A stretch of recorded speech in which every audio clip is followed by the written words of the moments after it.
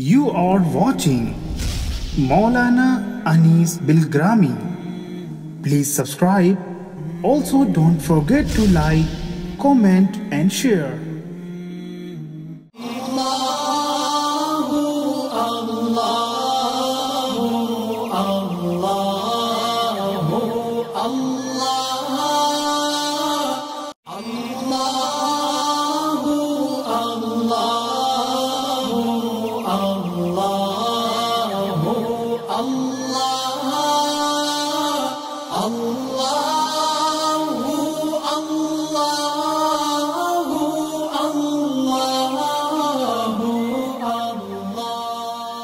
بسم الله الرحمن الرحيم. الحمد لله رب العالمين والصلاة والسلام على سيد المرسلين وعلى آله وأصحابه وأزواجه وذرياته وأهل بيته أجمعين أما بعد. ہر انسان کی زندگی میں اس کی اپنی خواہش، اس کی اپنی طلب اور اس کے معمولات کا بڑا دخل ہوتا ہے، نفع حاصل کرنے میں اور نقصان پہنچنے میں. جیسا مزاج بنائے، انسان اپنے لیے بہت مرتبہ نقصان دہ چیزوں کو اپنی طرف بلاتا ہے لاشعوری طور پہ. جب بلاتا ہے تو پھر وہ آ جاتی ہیں تو ان کا بھگانا بڑا مشکل ہوتا ہے. اس لیے اپنی زندگی کے معمولات میں اس چیز کو شامل کریں کہ ہم نقصان دہ چیزوں کو اپنی طرف نہیں بلائیں گے. شاید آپ کے ذہن میں یہ سوال پیدا ہو کہ دنیا میں ایسا کون بے وقوف انسان ہوگا جو نقصان کو اپنی طرف بلائے، ہلاکت کو اپنی طرف بلائے، بربادی کو اپنی طرف بلائے. ایسا نامعقول انسان تو شاید دنیا میں کوئی نہیں ہوگا. لیکن آپ اپنے ذہن پہ تھوڑا سا زور دیں گے تو یہ حقیقت آپ کو خود معلوم ہو جائے گی. دنیا کا ہر ڈاکٹر کہتا ہے کہ شراب انسان کے جسم کے لیے بہت نقصان ہے، تباہ کن ہے. سب کا یہ ماننا ہے، سب اس حقیقت کو تسلیم کرتے ہیں. اس کے باوجود اگر کوئی شخص شراب پیتا ہے تو وہ اپنی طرف ہلاکت کو بلا رہا ہے تو آئے گی تو پھر اس کو دفع کرنا بڑا مشکل، اس کو لت لگ جاتی ہے اور تباہی اس کا مقدر بن جاتی ہے. ایک آدمی کو معلوم ہے کہ ہمہ وقت بستر پہ پڑے رہنا، نہ چلنا، نہ پھرنا، نہ واک کرنا، نہ چہل قدمی کرنا، کھایا بستر پہ پڑ گئے. یہ عادت کیا اس کے لیے تباہ کن نہیں ہے؟ کیا یہ عادت اس کے جسم کو نقصان پہنچانے والی نہیں ہے؟ ضرور ہے. اب وہ اگر بستر پہ ہی پڑا رہتا ہے، چہل قدمی نہیں کرتا ہے، اپنی فطرت کے ساتھ میں جنگ کرتا ہے. اللہ نے کچھ فطری قوانین رکھے ہیں، انسان کو چاہیے کہ ان فطری قوانین کی پابندی کرے. آپ دیکھتے ہیں کہ پرندوں کی صحت کا راز ان کے پرواز کرنے میں. اب کوئی پرندہ اپنے گھونسلے میں ہی 24 گھنٹے پڑا رہے، وہ تو پرواز کا طریقہ بھی بھول جائے گا اور وہی اس کی تباہی ہوگی. آپ جانوروں کو دیکھتے ہیں، بھاگنا دوڑنا ان کی صحت کے لیے کتنا ضروری ہے. تو اگر کوئی انسان اپنے بستر پہ ہی پڑا رہتا، نکلتا ہی نہیں، کاہلی، سستی، وہ طرح طرح کی بیماریوں کو دعوت دے رہا ہے، آؤ میرے پاس. اور اس کی اس حرکت کی وجہ سے وہ بیماریاں آ جائیں گی، کیونکہ خود بلا رہا ہے نا. وہ چہل قدمی، صبح اٹھنا، واک کرنا، ورزش کرنا، اگر وہ یہ کام نہیں کرے گا تو بیماریوں کو دعوت دے رہا ہے، جب دعوت دے رہا ہے تو بیماریاں آئیں گی۔ یہ کچھ جسمانی بیماریوں کا تذکرہ کیا میں نے، اگر روحانی بیماریوں پہ آ جائیں جو رسول اللہ صلی اللہ علیہ وسلم نے ان سے ہمیں اور آپ کو آگاہ کیا ہے، آپ علیہ السلام نے آگاہ کیا کہ زنا سے بچو، قرآن مجید میں تو اس کے لیے بڑی سخت ہدایات ہیں، وَلَا تَقْرَبُوا الزِّنَا، زنا کے قریب نہ جاؤ۔ نبی صلی اللہ علیہ وسلم نے آگاہ کر دیا اس برے عمل سے فقر آتا ہے، تنگی آتی ہے۔ اب ایک آدمی اس کام کو کر رہا ہے تو گویا فقر کو، تنگی کو بلا رہا ہے، میں غریب بننا چاہتا ہوں، جو کچھ ہمارے پاس مال و دولت ہے یہ سب میں ختم کرنا چاہتا ہوں۔ زبان سے نہیں کہہ رہا ہے، اپنے عمل سے کر رہا ہے، تو پھر فقر آئے گا، تنگیاں آ کے گھیریں گی۔ تو جسمانی بیماری ہو یا روحانی بیماری ہو، یہ سب ہمارے اپنے ہاتھوں کی کمائی ہے۔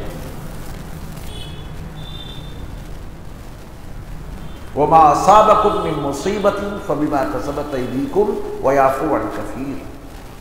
تمہیں جو کوئی مصیبت لاحق ہوتی ہے وہ تمہارے اپنے ہاتھوں کی کمائی ہے، جبکہ تمہارا اللہ تمہارے بہت سارے گناہوں کو معاف کرتا رہتا ہے۔ اگر آپ بیماریوں پر گہری نگاہ دوڑائیں گے تو آپ کو یہ معلوم ہوگا کہ کچھ بیماریاں تو وہ ہیں جو عمر کے تقاضے کے مطابق آتی ہیں، وہ تو فطری ہے۔ کمزوری آ گئی، وہ تو کب تک رہیں گے جوان؟ میں ان بیماریوں کا تذکرہ کر رہا ہوں جن سے انسان اگر بچنا چاہے تو بچ سکتا ہے، اور بچنے کی کوشش نہیں کرتا ہے۔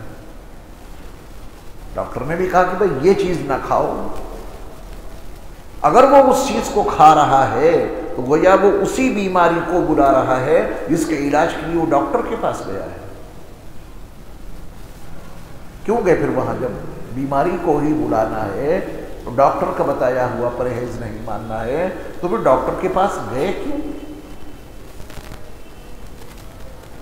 انسان کا جو بدن جوانی کے بعد ضعف کی طرف جاتا ہے، کمزوری کی طرف جاتا ہے، تو اللہ کا نظام یہ ہے کہ وہ پہلے انسان کو پیروں کی طرف سے کمزور کرتے ہیں۔ کدھر سے کمزور کرتے ہیں؟ پیروں کی طرف سے۔ اگر اس کی حقیقت جاننا چاہیں تو ذرا جو دنیا کے مجرم ہوتے ہیں بھاگتے جا رہے ہیں، بھاگتے جا رہے ہیں، پولیس انہیں بلا رہی ہے، ٹھہر جاؤ، اپنے آپ کو قانون کے حوالے کر دو، اور مجرم نہیں مان رہا ہے، بھاگتا جا رہا ہے، تو پولیس کو کیا آرڈر ہے؟ اس کو پیروں سے کمزور کرو، پیروں سے بھاگ رہا ہے نا، پیروں سے ہی کمزور کرو، اس کو جان سے مت مارنا، پیروں سے کمزور کر دو، یعنی پیروں پہ کوئی ضرب لگا دو، گر جائے گا، پکڑ لینا۔ ہم نے اور آپ نے اپنی زندگی میں جو مجرمانہ کام کیے ہیں، توجہ نہیں ہو رہی ہے، اللہ پیروں کی طرف سے پہلے کمزور کرتے ہیں، اب سدھر جاؤ، تھوڑی بہت چال بچی ہے، اس کو اللہ کی عبادت کی طرف لگا دو۔ جوانی کے جنوں میں نہ جانے تم نے کتنے گناہ کیے، ہر گناہ کے ٹھکانے پہ بھاگ کے جاتے تھے، ہر گناہ کے ٹھکانے پر، اور جہاں عبادت کے مواقع ہیں وہاں تمہارا قدم نہیں اٹھتا تھا۔ اب دیکھو تمہارے پیر کمزور ہو چکے ہیں، چلنے پھرنے میں دقت ہے، ادھر سے اشارہ آ چکا ہے، یہ ایک بریکر ہے تمہارے لیے، اس سے سبق حاصل کر لو، اور اپنے آپ کو اب ان پیروں سے گناہوں کی طرف نہ لے جانا۔ سمجھنے والے سمجھ لیتے ہیں، اور ناسمجھ انسان زندگی کے آخری سانس تک سبق لینے کی کوئی کوشش ہی نہیں کرتا، ارادہ تک نہیں کرتا کہ جہاں ہمیں جانا ہے اس کی کچھ تیاری کر لیں، جہاں ہمیشہ رہنا ہے اس کے لیے یہاں کچھ انتظام کر لیں۔ یہاں گھر چاہیے، وہاں بھی تو گھر چاہیے، یہاں کپڑے چاہیے، وہاں بھی کپڑے چاہیے، یہاں کھانا چاہیے تو وہاں بھی تو کھانا چاہیے، یہاں پانی چاہیے وہاں بھی پانی چاہیے، فروٹس یہاں چاہیے وہاں بھی تو چاہیے۔ یہ سارا انتظام یہیں کے لیے کیوں؟ وہاں کے لیے کچھ کیوں نہیں؟ اپنا قیام دیکھیں، زیادہ کہاں رہنا ہے، اور اپنی عقل سے فیصلہ کر لیں۔ جہاں زیادہ رہنا ہو وہاں کا زیادہ انتظام کیجیے۔ یہ کوئی ایسا معمہ یا فلسفہ نہیں ہے جس کو سمجھانے کے لیے بڑی محنت کرنی پڑے۔ آسان سی بات ہے، انسان جہاں جتنا قیام کرتا ہے اس کے مطابق انتظام کرتا ہے۔ ٹرین کے انتظار میں پلیٹ فارم پہ ہیں، اعلیٰ درجے کا ٹکٹ ہے، اے سی فرسٹ کلاس میں، اندر کھانا بھی آئے گا، پھر آگے منزل پر پہنچیں گے۔ لیکن جب تک ٹرین میں نہیں بیٹھے، گاڑی گھنٹہ 2 گھنٹہ لیٹ ہو گئی، ویٹنگ روم میں موجود ہیں، اب بھوک لگی، وہاں کتنا انتظام کریں گے اپنے کھانے کے؟ اس ویٹنگ روم میں گاڑی کی آمد اس کے انتظار میں رکے ہیں، گھنٹہ 2 گھنٹہ یہاں رکنا ہے ہم کو ویٹنگ روم میں، تو وہاں کھانے کا کتنا انتظام کریں گے؟ کتنے کٹے چاول لائیں گے، کتنی روٹیاں لائیں گے، کھانے پکانے کا کتنا انتظام کریں گے؟ ہر سمجھدار آدمی اس بات کو سمجھتا ہے، ہر عقل مند انسان کو، ہر ذی شعور انسان کو پتہ ہے کہ یہاں تھوڑی دیر رکنا ہے، جتنا گزارا ہو سکے اتنا لے لو، باقی ٹرین میں اور اس کے بعد منزل پر۔ یہ بھی کوئی سمجھانے کی بات ہے کیا؟ اور کوئی آدمی اسی ویٹنگ روم میں صاحب پورا انتظام، اتنا سارا راشن ڈالا کے ڈال رہا ہے، لوگوں نے پوچھا کیا کرو گے اس کا؟ یہ سب کھانا کھائیں گے۔ یہاں رکنا کتنا ہے، تم اتنا انتظام کر رہے ہو، جتنا قیام ہے اس کے مطابق کرو، وہ منع نہیں ہو تو ضروری ہے۔ پیاس لگ رہی ہے پانی بھی لے لو، بھوک لگ رہی ہے کھانا بھی لے لو، جتنا وہاں قیام ہے اتنی دیر کے لیے جو کچھ کرنا ہے کرو، منع تھوڑی نہ ہے۔ ہر آدمی کی توجہ منزل پہ ہوتی ہے، وہاں جا کے 5 مہینے رہیں گے، وہ آدمی وہاں کا انتظام زیادہ کرتا ہے۔ تو یہ دنیا جو اللہ تعالیٰ نے ہمیں اور آپ کو دی ہے، بہت سارے یہاں تقاضے ہیں، اللہ نے رکھے ہیں تقاضے۔ آپ یقین جانیے اگر اللہ چاہتے تو نہ ہمیں اور آپ کو بھوک لگتی نہ پیاس، نہیں لگتی۔ 100 سال زندگی کے ایسے گزر جاتے ہیں اگر وہ چاہتے۔ نہ ٹھنڈ کا احساس ہوتا، نہ گرمی کا احساس ہوتا، نہ پنکھے بنائے جاتے، نہ کولر، نہ ان کو کوئی خریدتا، نہ اے سی تیار کی جاتی، نہ ان کا کوئی خریدار ہوتا۔ جب موسم ہی ٹھیک ٹھاک ہے تو اس کی ضرورت کیا ہے؟ اللہ تعالیٰ نے اس دنیا کو اسباب و وسائل کے بندھن میں باندھ دیا ہے اور کہا کہ یہ بھی استعمال کرو، یہ بھی استعمال کرو، یہ بھی استعمال کرو۔ کیلے کھاتے ہیں یہاں، ہمارے بدن کے لیے بڑے مفید ہیں۔ تو جنت میں اللہ تعالیٰ نے کیلوں کا انتظام کر رکھا ہے۔ وَطَلْحٍ مَّنْضُودٍ، تہ بتہ کیلے لگے ہوں گے، کھاؤ۔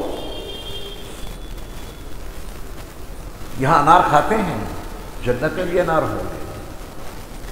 قرآن کا بیان یہ ہے کہ جب ان کو جنت میں پھل دیے جائیں گے تو کہیں گے ایسے پھل تو ہم دنیا میں بھی کھاتے تھے۔ اللہ ان جنتی پھلوں کی شکل و شباہت دنیا کے پھلوں کی شکل و شباہت کے ساتھ رکھیں گے، اور نام بھی وہی ہوگا جو دنیا میں ان پھلوں کے نام ہیں۔ اللہ نام نہیں بدلیں گے تاکہ اجنبی پن محسوس نہ ہو، اجنبی پن محسوس نہ ہو۔ کئی پھل ایسے ہیں جن کو ہم اور آپ نہیں جانتے، ان کا فائدہ کیا ہے، نقصان کیا ہے، کھائے جاتے ہیں، کون کھائے۔ اگر آپ اس کو خریدیں تو نہیں معلوم اس کا نام کیا ہے، کیا کہے کہ آپ دکاندار سے مانگیں گے کہ ہم کو یہ والا پھل دیجیے، آپ کو اس کا نام تک نہیں معلوم۔ تو اللہ تعالیٰ نے جنت کے پھل، ان کی شکل و شباہت ویسی ہی رکھی ہے جیسی دنیا میں ہوگی۔ ذائقہ الگ ہوگا. ذائقے کی بات نہیں کر رہا میں، شکل و شباہت آم یہاں دکھتے ہیں بڑے اچھے، وہاں بھی آم ہوں گے. نام جو ہم اور آپ یہاں رکھتے ہیں ان پھلوں کا، وہی نام ان کا وہاں جنت میں ہوگا. آپ قرآن پڑھیں گے تو آپ کو جنت کے پھلوں کا تذکرہ ملے گا. وہاں اعناب ہیں، عنب کی جمع، عنب انگور کو کہتے ہیں. وَأُتُوا بِهِ مُتَشَابِهًا، جنت کے پھل دنیا کے پھل کے مشابہ ہوں گے. تو ذائقے کا تو پھر کہنا ہی کیا.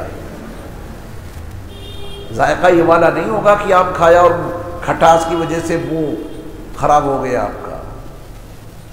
ذائقہ جنت والا ہوگا، لیکن شکل اس جیسی تاکہ کھانے میں انس پیدا ہو جائے. شوگر کے مریض بھی اگر آم آ جائے ان کے سامنے دسہری چوسا، شوگر کتنی کیوں نہ ہو، کہیں گے بھیا کھائیں گے پیٹ بھر کے، گولی ایک اور بڑھا دیں گے، ہے نا، کیونکہ پہلے سے انس ہے. اس آم کو کھانے کا ذائقہ پہلے سے ملا ہوا ہے. تو اللہ ویسے پھل وہاں دیں گے، انس بڑھے گا، کھائیں گے تو پھر ذائقہ یہ زبان بیان نہیں کر سکتی یہاں دنیا میں. اب جہاں جتنا رہنا ہے اس کے مطابق تیاری کریں. یہاں 100 جوڑی کپڑے ہوتے ہیں ایک آدمی کے پاس، 50. چلیے بنا لیجیے. اب وہاں کے لیے بھی کچھ سوچیں کہ جنت میں بھی ہمیں کپڑے چاہیے. وہ کپڑے کیسے ہوں گے؟ قرآن میں اس کا بیان ہے. حریر، ریشم کے کپڑے ہوں گے. اور اللہ تعالیٰ ریشم کے 2 طرح کے کپڑے دے گا، باریک ریشم کے بھی اور دبیز یعنی موٹے ریشم کے بھی. ریشم دنیا میں تو حرام ہے، لیکن قرآن نے لفظ وہی استعمال کیا جو دنیا میں ریشم کے لیے استعمال ہوتا ہے کہ جنت میں تم کو ریشمی لباس دیا جائے گا. مسند جس پہ ہم ٹیک لگا کے بیٹھتے ہیں، اعلیٰ درجے کے صوفے. دنیا میں صوفے استعمال کرتے ہیں، اب یہی صوفہ وہاں ملے گا. یہی سے مراد اسی نام کا صوفہ. اگر وہ جنتی ہے تو اس کے کہنے کیا، کتنا آرام ملے گا اس پر بیٹھنے کے بعد. اس کو دنیا میں کون کیسے بیان کر سکتا؟ بیان ہی نہیں کر سکتے.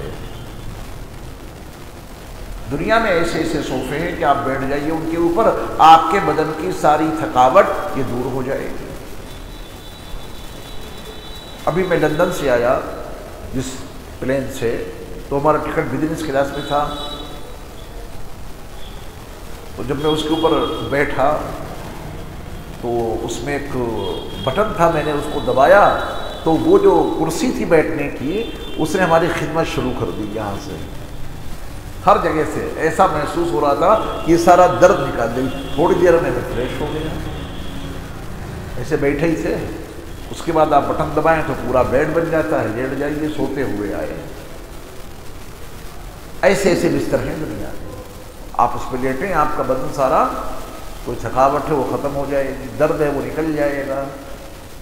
جب دنیا میں انسانوں نے ایسے ایسے بستر بنا لیے ہیں تو بھائی جنت کے بستر اور وہاں کے بیڈ کو کس زبان میں، کس اسلوب میں اس کا تعارف کرایا جائے. انسان کے پاس وہ الفاظ ہی نہیں، کیونکہ اسے دیکھا تک نہیں کہ وہ کیسا ہوگا.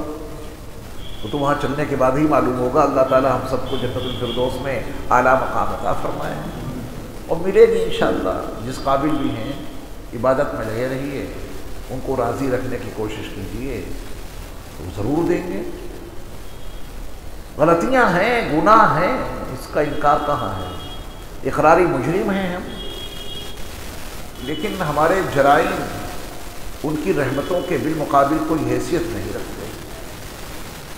ہمارے جرائم کتنے ہی زیادہ کیوں نہ ہو جائیں محدود ہیں، اور ان کی رحمت کا دریا اللہ محدود ہے. ہمارے جرائم کو گنا جا سکتا ہے اور ان کی رحمتوں کو شمار نہیں کیا جا سکتا. تو پھر مایوس ہونے کی کیا ضرورت ہے؟ مایوس کبھی نہیں ہونا چاہیے آدمی کو کہ میں بڑا گنہگار ہوں، بڑا خطا کار ہوں، مجھے جنت کیسے ملے گی؟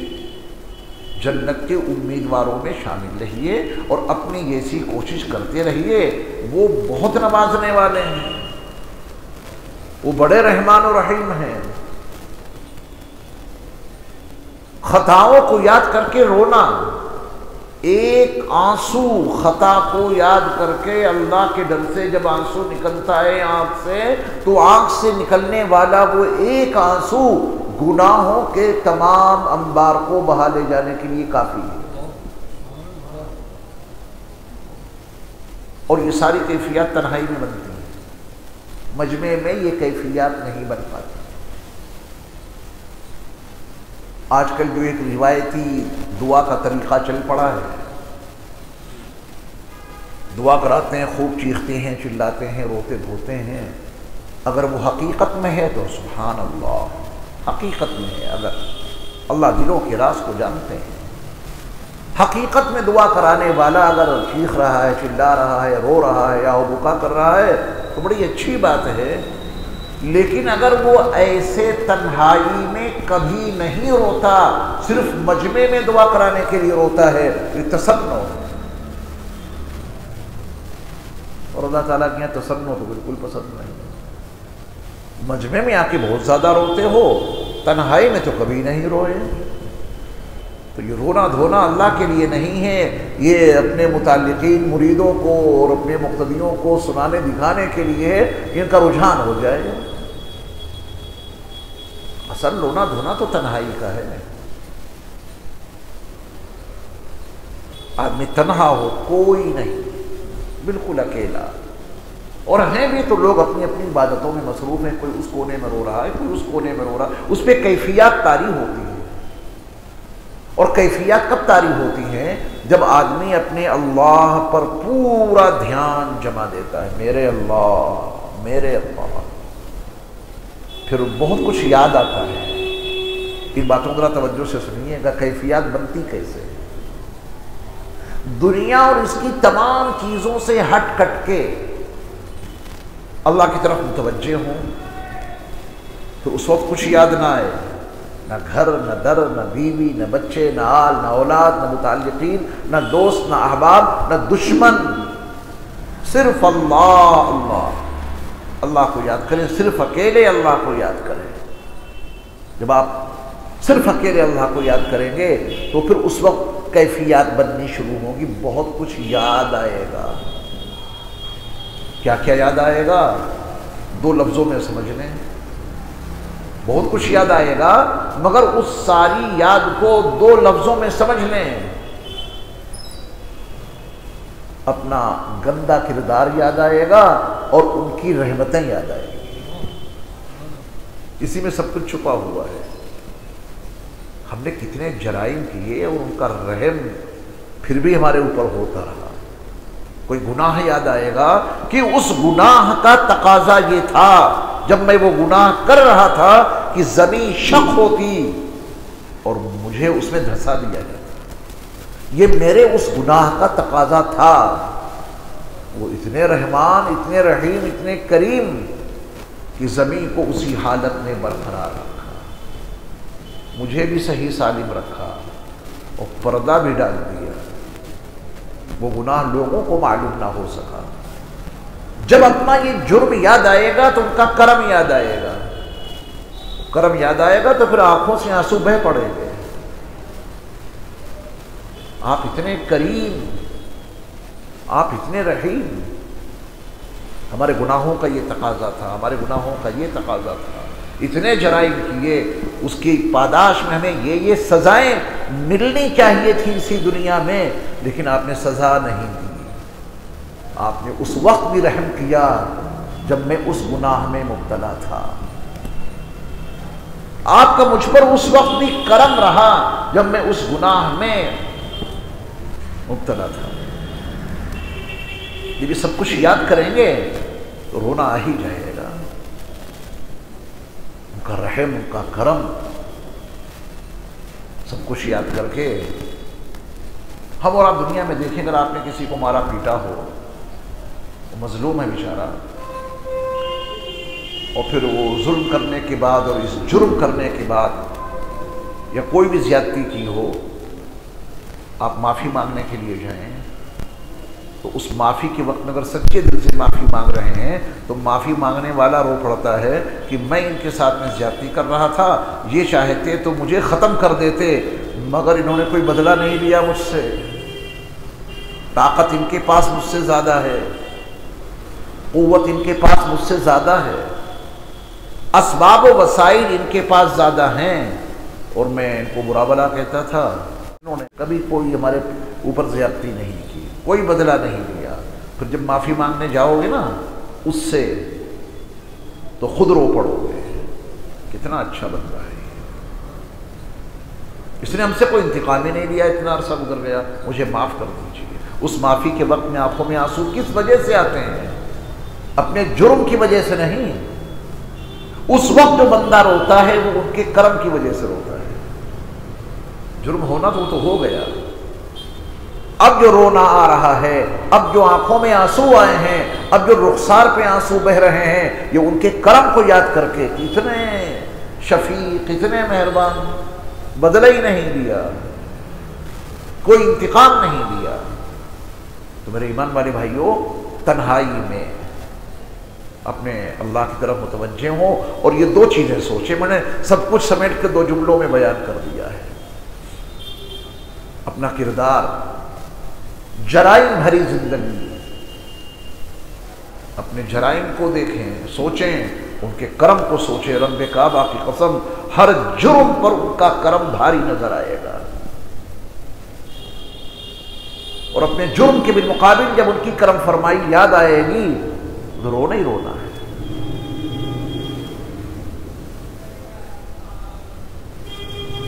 تو دنیا میں ہم اللہ تعالیٰ کو راضی کرنے کے لیے، اللہ ہم سے راضی رہیں، اس کے لیے محنت اور کوشش کرتے رہیں۔ گناہ بھی ہو ہی جاتے ہیں، آدمی کہاں تک بچے، ہو گیا گناہ تو ہو گیا، وہ تو ہونا ہی تھا، کوئی نہ کوئی گناہ تو زندگی میں ہوگا ہی۔ نبیوں رسولوں کا مقام ہے کہ وہ معصوم تھے، ہم اور آپ تو معصوم نہیں ہیں، کوئی چھوٹا گناہ، کوئی بڑا گناہ ہو گیا تو ہو گیا۔ ٹینشن اب گناہ کی نہیں ہونی چاہیے، اب ٹینشن اس کی ہونی چاہیے کہ اس گناہ کو معاف کرانے کے لیے ہم نے اپنے رب سے رابطہ قائم کیا یا نہیں کیا، اب اس کی ٹینشن ہونی چاہیے، اور اسی ٹینشن اور اسی فکر کے نتیجے میں اس گناہ کو معاف کرانے کے لیے جب اپنے رب سے رابطہ قائم کریں گے تو ان کا کرم اتنا یاد آئے گا، اتنا یاد آئے گا کہ یہ انسان کی آنکھوں سے آنسو بہہ پڑیں گے، میرے رب آپ اتنے کریم ہیں، آپ اتنے رحیم ہیں۔